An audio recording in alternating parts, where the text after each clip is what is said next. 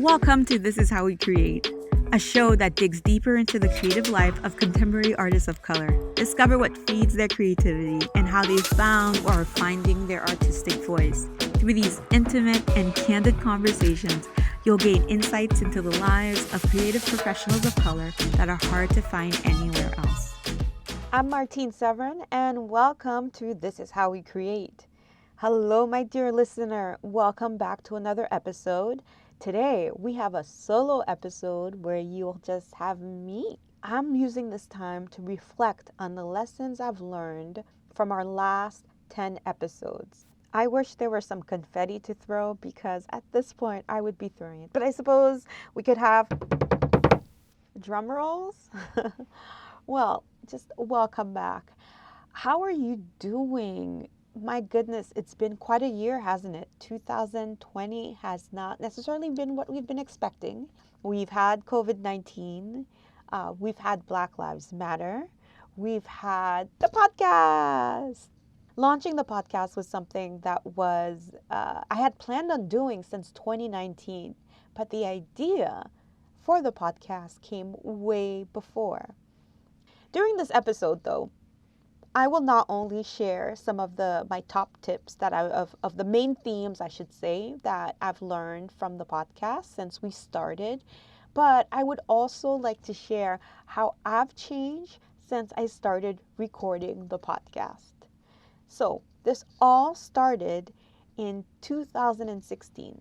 Yes, I've had the idea for the podcast since 2016. In August of that year, we were living in London, and as we started planning to move to the US, as we started packing boxes, and I had to sell our favorite IKEA couch on Gumtree, or I had to sell our salad spinner. We sold everything. Everything had to go. And while all of that was happening, as I was packing the house, I was listening to podcasts. Fast forward, moving to the US in August of 2016, where we are in Chicago and it is hot, and I'm looking outside of my window at a thunderstorm that I've never seen before because there was a tornado warning or something like that. I just felt so lonely. And the thing is, when you move to a new place and you've left your friends behind, it's a little tough. To combat that loneliness, I just pulled up my favorite podcasts. And these were podcasts that were on art and culture. They were on business. They were on the history of hip hop, personal finance, on everything, including marketing. I found something great on marketing that I used to just, sharpen my knife in that area, if you will. And so I fell in love with podcasts. And as I fell in love with them, I dreamt about starting my own. I flitted from one topic to another. I can remember this specifically because I was hand washing my favorite heather gray cashmere sweater, and my hands are in a vat of water, and I'm slowly just massaging the sweater. It occurred to me, my goodness, I should start a podcast, and I should really actually do it. It should really be about art, and it should be about creatives, and it should feature people of color, because at that point I hadn't seen anything, or at least I guess I haven't heard podcasts that specifically focused on artists of color. And so that's how it started. And from having that first idea, it took me so many years to actually just do it. And I made excuses because I didn't have the equipment. I knew nothing about sound engineering. Oh my goodness, the self-doubt. It wasn't until I read this one phrase that really has changed the way that I approach the work that I do. And this phrase is really simple. Done is better than perfect. You hear that? Done is better than perfect. So often, at least for me, I want things to be perfect before I start. But the thing is that in going for perfection, I never start to begin with. And so I was just like, you know what, forget this. I bought the domain name, I created the show art, and then I created this rough media kit, and off I went, and I sent information to guests. And so we recorded our first episode in December of 2019 with Nolis Anderson. From there, things just took off. So between guest interviews, practice interviews, researching guests, learning about sound engineering, and realizing that I say the word amazing just way too much, we were all of a sudden at episode 10. That is 10, y'all. 10, 10. And you know what? It's so amazing to go from thinking to actually doing.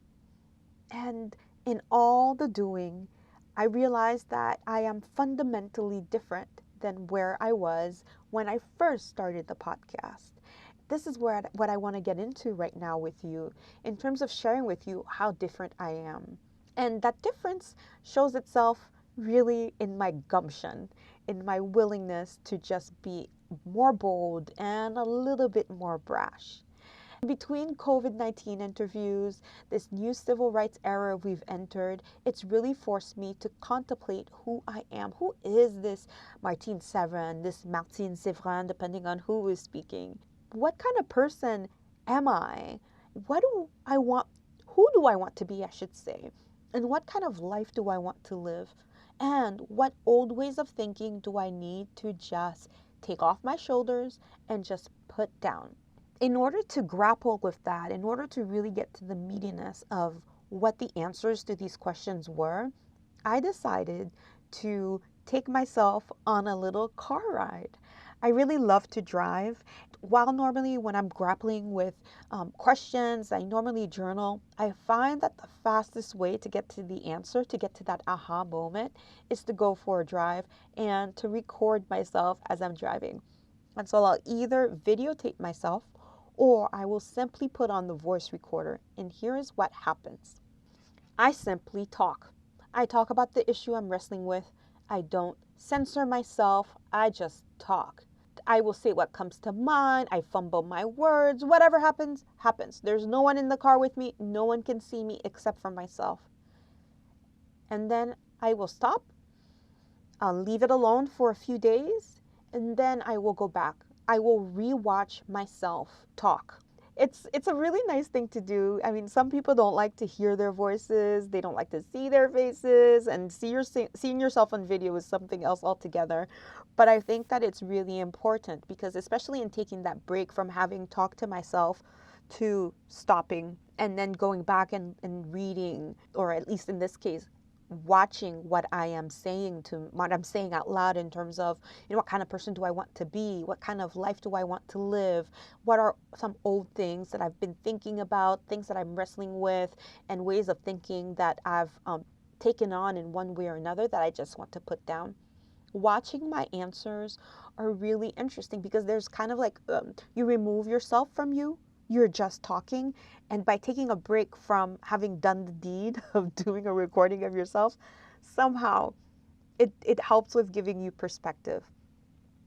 And this one particular time that I did this exercise, it was really interesting because what I came to find out is that old Martine, she was too scared to speak out when she felt wrong or when she viewed injustice. And she was too scared to protest.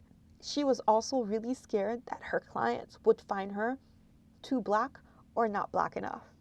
I say that because I have called some friends, and you know who you are if you're listening to this, where I am so angry because once again, I will arrive on set even after talking with people, and hopefully they've gone to my website to see that I am indeed black.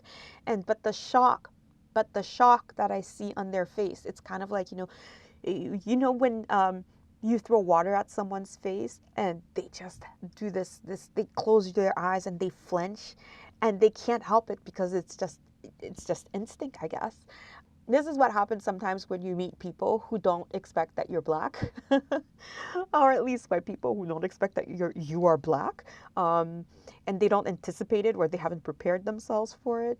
They have this reaction, and it throws me off each time. I am not yet fully comfortable with it or figured out how to deal with it. But I realized this is not my problem. And when I rewatched my video, there's one sentence that came out that I think is beautiful, and I want to share it with you. What I said is, I keep thinking I need to be better, I need to be more efficient, What if there is nothing wrong with me? What if the messages that I've been brought to take on, to believe about what being black looks like in a professional setting, or the messages that I've received about having a diverse portfolio is wrong? What if I don't have to be a miscellaneous in people's eyes? What if I decide that I am just a human being with the right to live and exist in this world? What if the work I want to create didn't just have to start from a European framework? What if my world experience and the stories I want to tell are just told? That's it, period. And Danny Dunson in episode 9 and 10, he reminds us to look in ourselves when we create. He reminds us as BIPOCs, creation doesn't have to be from a European standpoint. And Thalia Gochez communicates that when she goes on set or prior to taking on a job, she makes sure that she tells her clients exactly what she needs, and it's in her contracts, to achieve her signature look. So you see, as I've talked with our past 9 guests, Danny Dunson's episode was broken in 2 parts, so that's why we have 10 episodes. And as I chatted with the guests and I started thinking about what are some of the lessons I learned, I realized that there were 5 main lessons. So, or at least 5 main themes. The first one is to honor your power and your vision. Your job as an artist is to not compromise. Don't compromise your vision at all. Your job is to be you. Second, the importance of community. So you have to keep up with those who will hire you. You have to keep up with those who are behind you and help them up. You have to link up with those who are your contemporaries, those who are coming up with you. And whether you have a 3-pronged system to build your community or no system at all, however you do it is the way that is good for you. It's the way to be done. Third, don't be afraid to ask for the work. As Roxanne Fakir in episode, I believe she was in episode 2. Our first episode was the intro trailer episode. So Roxanne's episode is episode 2. Roxanne mentions, pitch yourself, and then pitch yourself again. Always be pitching yourself. And one of the things I love is don't be afraid or don't be sad if someone says no to you, because the no often means no right now. That person that you want to hire you for one specific job might not hire you for that job, but they might keep you in mind for a job down the line. So pitch yourself, pitch yourself, pitch yourself. Moving on to number 4, embrace your vision and embrace your view of the world. No one else has your special sauce. You are it. You are awesome. Well, here's awesome again. You couldn't go one episode without saying awesome. No one else is you. You are so special. You are so singular. You are so amazing. You have to embrace what makes you you. Number 5, question the way you think. Ask yourself, why do you have the beliefs that you have? The term decolonizing your thinking has been around for a long time, but in essence, it means to really think about yourself and think about your experience and realize that you are a product of your generation. You are a product of your upbringing. You are a product of the country in which you live. You are a product of now. What are the things that you've learned in your life that you need to let go of? What are some of the things that you need to put behind you? What are some of the things that are just wrong in terms of the way that our society has structured that you need to take issue with and let go or fight for? My friend Shirley McAlpine, who's a podcaster of the She's Got Drive podcast, does this wonderful exercise as part of her Execute Your Dream Life course, where she asks you to put down the hurt and the expectation that has been passed to you from generations to generations, and I would say also from society. There are some things that our society has us accept that are just, they're not right. So you need to put those things down. They're not yours to carry anymore, and you don't have to. And somehow we believe that we have to continue the tradition of using words that really hurt people, or thinking that one race is better than another, or thinking that you're better than someone else if you carry this one bag or if you drive this one car. These are all things that we hold that aren't necessarily true. And you have to decide what of all that stuff that you've been brought up to believe that you need to let go and move on. And what are the things too that are keeping you from being the person you want to be? It's time to put down those hurts, put down those expectations that we don't have to carry, and it's time to be brave enough to be the person you want to be. And you know, it ain't easy, but that's the way things are. Not all things in life are easy. One of the things I realized that the journey to standing up for myself not only happens when I come face to face with the outside world, it also happens inside of myself. It happens inwardly. I have to stand up to myself when I start comparing myself to others and thus undervalue my own worth. And when I start going that dark alley called comparison despair alley, I have to turn right back around, because when I start thinking, oh, I wish I were as good at such and such a thing as this person, or gosh, I'm no good because I wish I had gotten this. No, you need to stop that. That kind of thinking isn't going to get you anywhere. You have to turn around and walk out of comparison despair alley. It's just no good. One of the things I realized too, the inward part, the inward lessons and the inward work that I have to do, some of it has to be to address my self-destructive behaviors. And some of those destructive behaviors are pushing myself when my body's telling me I'm tired, I just want to sleep. Or, for example, when I want to eat or drink things that just aren't good for me. I'm speaking about pasta, y'all. Oh, pasta. I love pasta, but pasta does not agree with me. And so I have to stop that. And I have to think about, what are some foods that just aren't serving me? And what are some foods that are better for me? And what kind of exercise do I want to do? How do I want to take care of this body? And how do I take care of my mind too? Whether it's meditation or whether it's taking a walk, or whether it's sitting around and daydreaming. What are some of the things that my body needs, my mind needs, and what does my spirit need to be able to help the whole ensemble do its thing? And so since the podcast has started, I realized that I changed so much, and I wanted to really remember that I had changed, and I really wanted to think of a way to mark that so that every day I would see it. And I came up with shaving off all of my lovely sister locks that have been growing for the past 10 years. So if you've ever seen a photo of me, whether on IG or on my website, you'll notice I have like really long locks, and they're gone now. They've been shaved off, and I am sporting a nice African chic little TWA, which means a teeny weeny afro. And it's if you can imagine, it's kind of like Lupita Nyong'o's hair. It's very short, but it's wonderful because I can see my freckles when I look in the mirror. I can see all of my face. There's no hiding. It's all there. My gray hairs are coming in, something fierce. And you know what? I'm proud. And each time I look in the mirror, I do see my crooked smile. I do see those freckles, and I see those big brown eyes. And I love it. I love what I'm seeing. I like seeing this new me, and I needed the locks to come off in order to be able to signal to me that, yes, you are different. Yes, you've changed.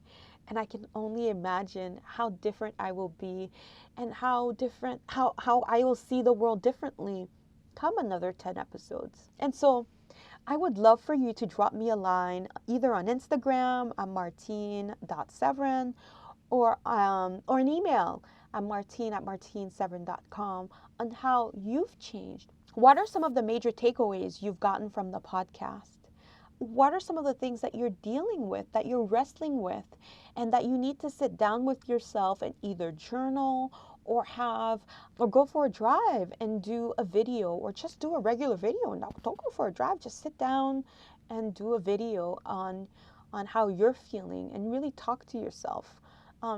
You have to chat with the gorgeous being that is you. And I want to know if you're up to sharing. Please go ahead and drop me a note. My information will be in the show notes. That's it for now. I'm going to sign off, and thank you so much for listening. We'll see you next week.